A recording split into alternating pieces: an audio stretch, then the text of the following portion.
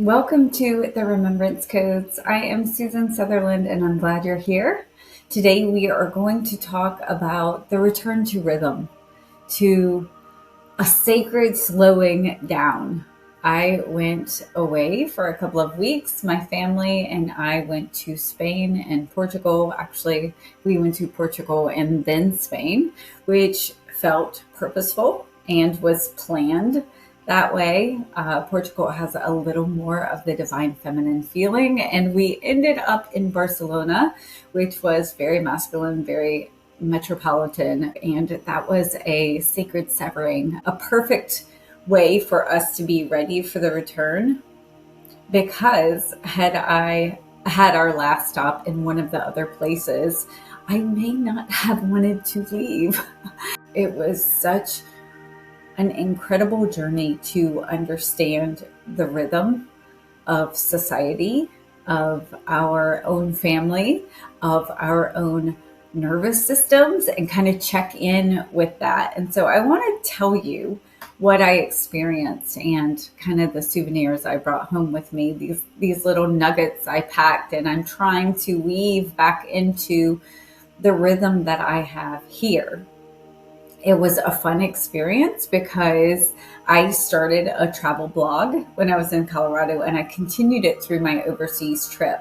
And I told a friend of mine that what it felt like for me is showing my work. Like when your kid has a math problem and they have to write down how they are doing the problem, it helps kind of solidify the process for them. And that is what the travel blog did for me. There was plenty I didn't write and share publicly, but much of what came through and little aha moments, I was able to kind of press into my memory, into my knowing by writing and sharing those experiences. And what I found is that the things that I had written about kept blooming. I planted the seed in the soil of this blog, and it continued to kind of reveal itself layer by layer for me. And so I really want to encourage you on this journey, whether it is spiritual awakening or parenting or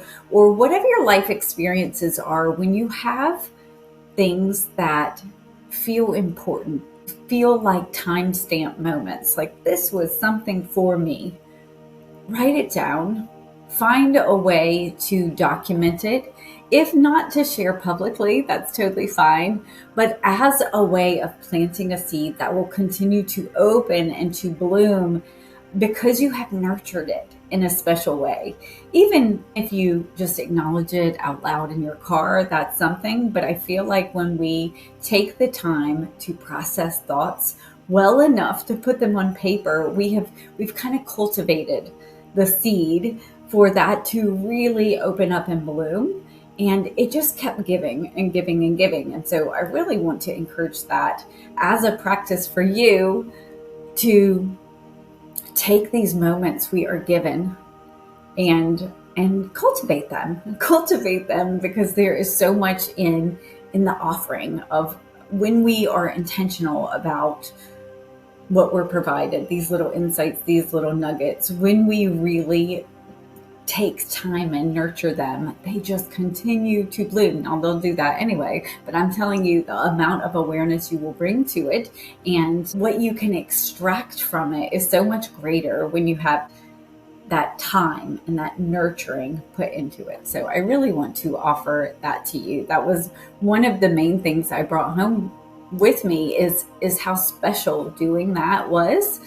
If people read it, great. If you read it, great. Thank you for journeying with me. If not, it's still available. It's out there for the world to see, and I'll link it in the show notes. But it was really about a practice of me taking these moments and putting words to them, having to wrap my mind around them well enough to put it out there.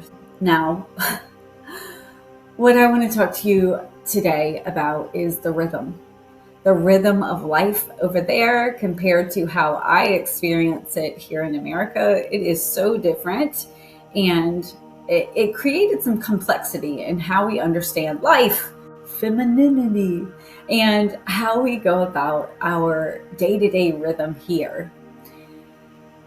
And I will tell you it is slower. Everything is slower. If you see someone hurried walking down the street, you can bet your bottom dollar that they are American, that they are in a rush, because Americans, even we just move quickly. We have been trained to move quickly, that the more you accomplish, the better, right? The speedier you do things. And the pace is slower. And for a few days, I had this like, come on, get on with it. When you sit in a restaurant and you're waiting for someone to come greet you, and it's like, okay, are they coming? And it took a couple of days to settle into the fact that, oh, why am I so hurried? We have been trained to be efficient, get in and get out, and how quickly can we do everything? And it is so programmed in us that it took a couple of days before we settled into a new rhythm of patience, of waiting, and waiting being okay. Waiting means we are still gathered around a table as a family, and everything doesn't have to be so rushed. It was really quite amazing for us to have a car very little of the time. There was 3 days that we had a car, and the rest of it we were on foot. And it was so beautiful to walk to your meal, to kind of create a hunger in movement, but also to walk away from your meal, to allow it to settle without, jumping straight back in your car and straight back on your couch. There was just so much more movement. And I have to realize that some of this was because I was on vacation. We were getting this movement, but also I want you to realize that this is because it's the culture. Now in Lisbon, it's because the streets are about 3 feet wide. There is not room for a bunch of cars to be on the road, but it's also very walkable, provided you are really good with steep hills.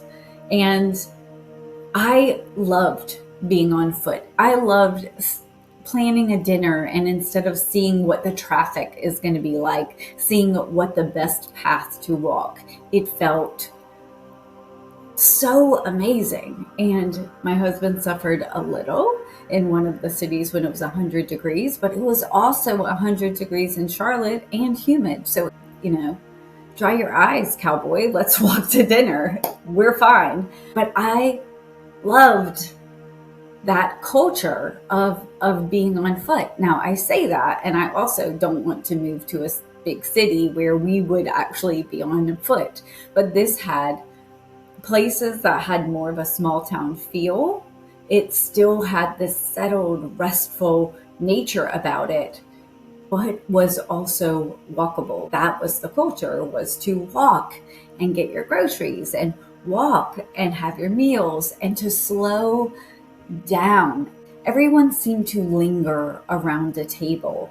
And when we were in, I say Seville, I think they say Sevilla, and I would hate to butcher that, as I probably just did, but we say Seville here, and it is in the southern part of Spain. And I'm telling you, that city captured my heart because it was so slow paced. It had the elements of a city, not really like metropolitan, Starbucks on every block kind of feeling, but it had lots of cafes. It had a decent amount of people, I think over 600,000. I don't do research for my episodes, so that may or may not be true, but it had a city feeling. It had so much history. I had a beautiful river, 2 actually, but we only saw one because it was near where we were doing our walking. We saw the old river, and everything was just slow.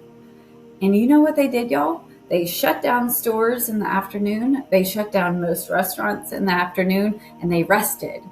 Do you know why they rested? Because they have dinner between 10 and 11 o'clock. So if you know me, you know that is not a schedule that I typically hold. But hey, when in Seville, do as they do, right? And so we did. We took on their schedule, and I just loved how slow everything felt, how intentional and purposeful and lingering it felt. And we were there on a Sunday, and I'm telling you, every store was closed.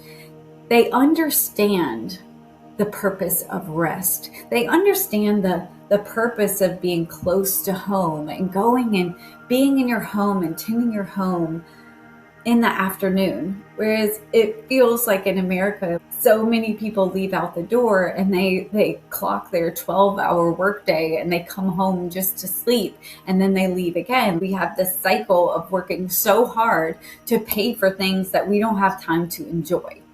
And there it just felt different. And I will tell you that we went to a beach when we were in Portugal on the Algarve Coast. And the beach was packed full of people. And we went to a specific area because I have a redhead and we needed to rent the umbrella. We had no beach things with us. So we got some chairs and the umbrella so we could have a little bit of shade. So we were at a quite a busy beach. I did not see one single bottle or can of alcohol on the entire beach. Not one. And I started thinking about it because when you go to our beach, that's all you see is groups of people, their coolers of beer, they're out there, they're drinking the entire day.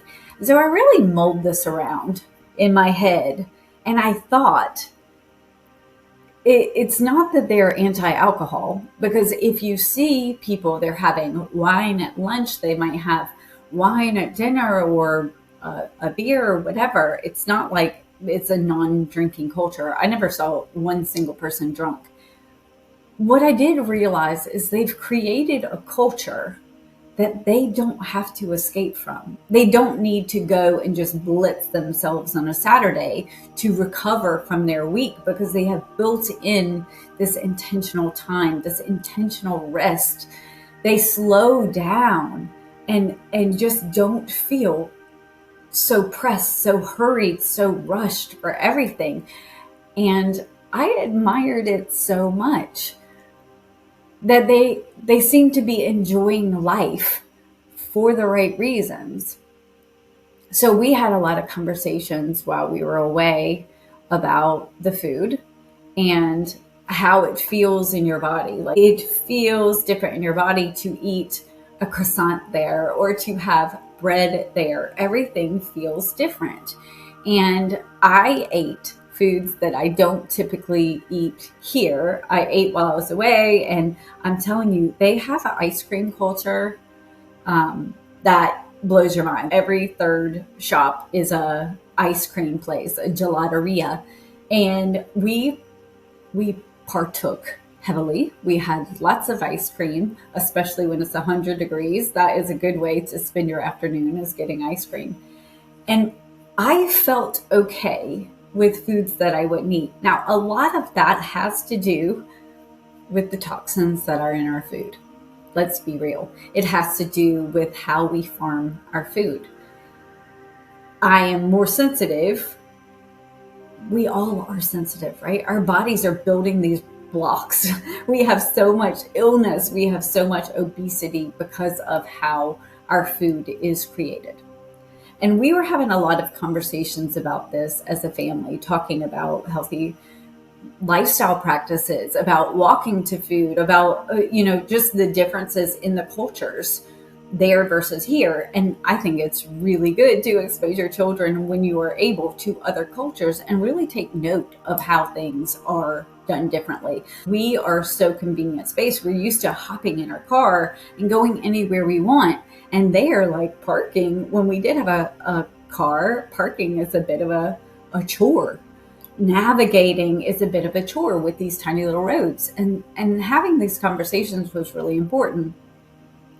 And when I got to Barcelona, it was really interesting because my stomach said no more. I started having really bad cramps. I was really uncomfortable. And what I realized is now the food necessarily had not changed, okay? Because I don't think they've got toxins in Barcelona that they didn't have in Seville. What changed was my environment, right? So I'm now in a city with so many people. They have wide sidewalks that are completely full of people. It had lots of traffic, lots of noise, a lot of artificial noise around. It was not a clean environment. And my nervous system now said, no, you can have one or the other. If you give me peace and calm somewhere, I can be a little flexible with you. But if you are going to stick me in the middle of the city with all of this external chaos, you need to be mindful of what you put in your body. And so that last little stretch we had was very city. My body was very uncomfortable. And I was able to see the difference of how we experience life and food when we are in those busy environments, when our nervous system is taxed externally from our environment, it cannot deal with the same amount of complexity. I'll call it complexity, not just ice cream, that we put in our body. And what we have in America is we have bad food, we have toxic food, and we have these environments that are full of noise and chaos, and everybody's got cars and a rushed pace. And so I really was having this complicated inner dialogue. First of all, I will tell you that Barcelona was the perfect last stop because it put me on my path home. Okay, let's go back. I can do this. So when we boarded the plane, I had been having these conversations with my family, and I had been having these conversations with myself, and I'm sitting there and just so many downloads coming through, but I kind of heard myself, and I tried to be mindful now not to talk so much trash about our food system in America, because my cells are listening and this is the food I have access to. But I also think that we have created a culture that has amplified food allergies because we have essentially trained our body to be afraid of food and created these reactions. That's a whole different topic, but we amplify problems by basically energizing them. When I was in the plane, I was really thinking about, what do I do now? Because part of me wants to pack up and move and find myself in this slower pace, in a rhythm that my body felt comfortable in. But y'all, I have a senior this year, and it matters where I live for his residency for college. It matters proximity for him to be able to come home to. My little girl starts high school this year. When I think of the logistics of just packing up and making an easier time for my body somewhere else, I realized that easy time is not necessarily good for my family. So what do I do? And when I'm sitting on the plane on the way home, I started realizing that how I'm thinking about it allows me to be a victim of the system and a victim of our government that is not supporting us in policy. They are not supporting us in our healthcare or in our food system. But I'm in control of me. And that's what I realized is wait a second. This rhythm that I feel so subject to, I choose my rhythm and I choose my food, and I'm not going to be a victim of this situation. So I started having a lot of downloads about what I can do to make sure that the rhythm that I bring home with me is the one I want. And it was like a beautiful plane ride where it was like pop, pop, pop. And I got off of it and it was like, yes, I am here. I'm going to do it. Europe packed up and they came home with me. And y'all, we in the Washington Dulles airport, we sat down and ordered a salad. And within 5 minutes after getting the salad, our flight had been canceled to Charlotte. There were storms in the area, and we had a very jacked up travel to get to Portugal, an extra 15 hours sitting in Heathrow. We weren't even meant to fly through Heathrow. So it had been a chaotic trip to get there. And all we wanted to do at this point is get home. And if there are storms in the area in DC, that's not going to get us home on a different airline. So we ended up renting a car and driving. And it was, I guess, a 5.5 hour drive, but we're also now pushed against our exhaustion, right? We now have to hurry to race home because we ended up getting home at what would have been 5:30 in the morning in Barcelona. So it was kind of this immediate urgency, this push back into the pace of hurriedness, of getting things done. And when I woke up the next morning, I just felt the weight of being here. And I decided that I would spend the week journaling about rhythm and just allowing what comes up for me to come up. And it's a good way to reset, but it's also a good way to break out of patterns. Is you have to be able to witness them, and you have to be able to see where you are being called. And one of the things I loved over there was hanging up my clothes. And I know that sounds really ridiculous, and your towels feel like sandpaper when they have not been dried in a tumble dryer, if you're used to that. There's a lot that is not exactly the best, but I loved the practice of it. I loved just having them hanging in the sunshine. And so I ordered myself a clothing rack, and I ordered myself some clothespin because there are some things I can bring home here. And that next day, I had actually not posted my podcast. It normally goes on a Thursday. And I decided when I was on vacation, I was trying to figure out how to do it from my phone, this, that, and the other. And then I was like, what are you doing? It's not that deep. It's just not that deep. So I did that the next day and did a few little things.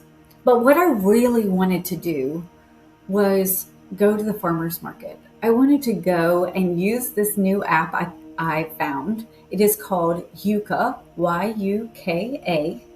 And it is an app. It has some pay for features, but the free feature is that you can scan products and you can see additives. Because one of the things I realized on the plane is, while I don't want toxins in my food, I have not been diligent enough to realize when I am purchasing them, when I am contributing to the system that I want to break away from. And I have to do better, not just reading the labels, because our labels are very intentionally misleading. They are trying to make you think something's healthy when it very much is not.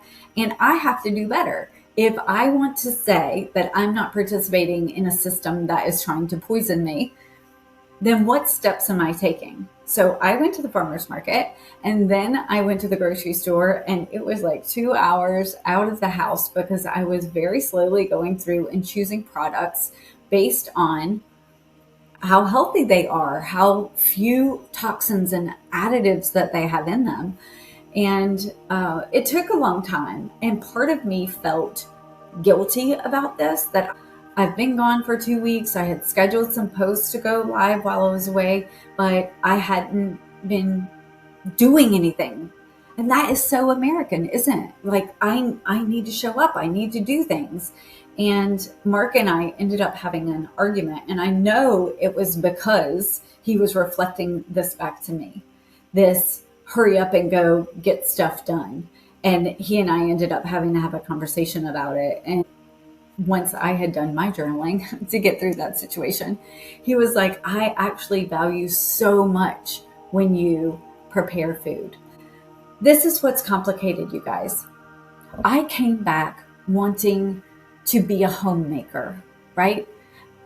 Not to quit working, but to really have presence when I am folding clothes, when I'm hanging them out to dry, when I am cutting vegetables, to bring this presence back into these activities that in America we speed through. Like, how fast and how convenient and how rushed can everything be to get food on the table, to get to the next thing? Everything has to be multitask. Like, can you do this while you're doing this? Everything is so fast. And what I came back with the desire is to just put everything on 0.5 speed and go slow. Fold clothes with intention. take my dog out, not with my phone in my hand, but to look around and talk to the birds. Everything just to be more purposeful. And what I found is how complicated our relationship with homemaking is in this country. Women fought hard for our ability and permission and rights to work in this country. And I value their efforts for allowing us to have a presence in companies, in government, to have a voice, not only in the classroom, but in the board, to show up in ways that we need to be represented. I value that so tremendously. And I was very lucky to be able to work from home. I felt like I straddled both. I got to have the best of both worlds. But what you find when we put women back in the workplace is it didn't diminish their roles at home. They're now expected to do it all, and to do it all while also going to the gym and eating healthy and taking their kids to 100 sports and doing everything. And we've lost that rhythm. We've lost the balance. And it's hard to speak up and want to find that again when you have those on the far right that are saying that the women's place is in the home, but they're saying it from a place of superiority or distorted patriarchy. And so then it's like feels icky to be like, actually, I really want to tend my home with love. And we have made it where there's thorns everywhere for us to really nourish the things that need to be nourished, which is ourselves and our family and our homes in a way, because we've lost the value of what that means. It has somehow become some inferior role that you do if you can't work outside of the home, or if your husband won't let you work out of the side of the home. It's just got this distorted feeling to it. So what we have to restore, in addition to our rhythm, is our values and our knowing that motherhood is priestess work, that tending your home is of so much value. They allowed it to switch, to switch the narrative to where we work in the home, we do the things in the home to enable them to work outside of the home, instead of the other way around. Instead of everything we're doing is so that we can tend our home and tend our family and bring nurturing back to where it should be. And it is really complicated. I'm sure even listening to this, you've probably had a couple moments where you're like prickly feeling like, ugh, that's scary to say I need to nourish my home or I need to slow down with laundry. But the point is we've commodified everything. Everything has to be about making money or about advancing something. And we've lost the value system that nurturing each other and creating within a home has such sacred value. We've got this culture where our food is fast and our conversations are brief and surface level, and even our rest is surveilled by apps. Your rest is not restful when you're sitting on your phone. And we've got this culture where we never allow our nervous systems to just stabilize. So I've spent the week really reflecting on what are my to-dos and which ones are actually urgent. Which ones do I create urgency for? And which ones actually have value? And I've had to kind of shift some of my practices. First of all, laundry is eternal, absolutely eternal, but it is not urgent. And if reading a couple of chapters in my book on the patio when it's raining serves me better, my goal is to choose that. My goal is also to fold laundry as if it is purposeful and meaningful. And that is going to take some practice. Maybe when I get, back into a rhythm it will feel like that. It is my goal, and I'll tell you, it's not one I have achieved yet. But I have been more purposeful in my preparation of dinner. I have told everyone, including myself for a long time, that I don't like cooking, which has created this narrative where it feels like such a chore instead of something I'm pouring my heart into. And so going to the farmer's market with specific vegetable dishes that I wanted to prepare made that time more meaningful. And I am trying to put on fun music and embrace my time in the kitchen a little better. And when I do that in a means of meal prepping so that don't have to do it twice a day for meals, then that definitely feels better. But I am trying to infuse love and divinity into those mundane tasks to bring that value back there, because that's what my time overseas showed me, is how distorted we are with what we value in our society, how we don't value rest, and our bodies make us pay for it. We have so much sickness and illness and just fatigue and obesity and all of these things because our nervous system never is allowed to settle. So I'm asking you to join me in my crusade to bring back rhythm, to find our cycles as women, to be purposeful. There are times in your month that you might feel super engaging, right? It's usually, I think, that ovulation week where it's like, hey, I'm going to get out there. I want to do the things and this is great to tap into those moments. That is when you set up meetings. That is when you really engage with people. But there are other weeks where you don't feel like that. And if you are not checking your calendar, that week where you're a go-getter is going to make plans 2 weeks out for when you are not, that you are going to wish you had not made. So when we start tapping into the cyclical nature of who we are, we can start honoring those rhythms, the ups and the downs, and not seeing it like, well, 2 weeks ago I was slamming it and now I feel so lazy. Girl, that's okay. That's purposeful. So I want you to join me, especially my American sisters here. What have we done? What have we done to ourselves? I know that I got home and just a couple of days later, fall sports started. We have preseason camp. We've got tryouts. During the week, we have a tryout on Saturday. Like, what in the world for a school sport? Like, it is something all the time.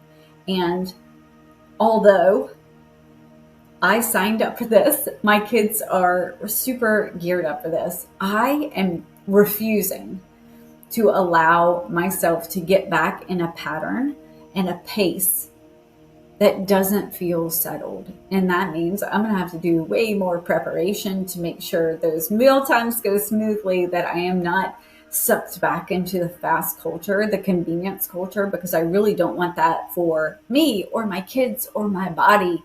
I want us to have nutrient-rich foods.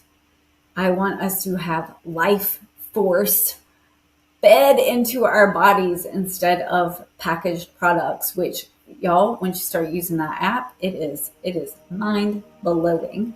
And I thought I was doing pretty well before. And even some of those like power protein bars, goodness gracious, you got no idea what you're eating. I'm going to tell you.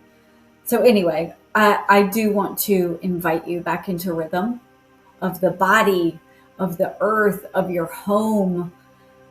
And let's get rid of this artificial urgency.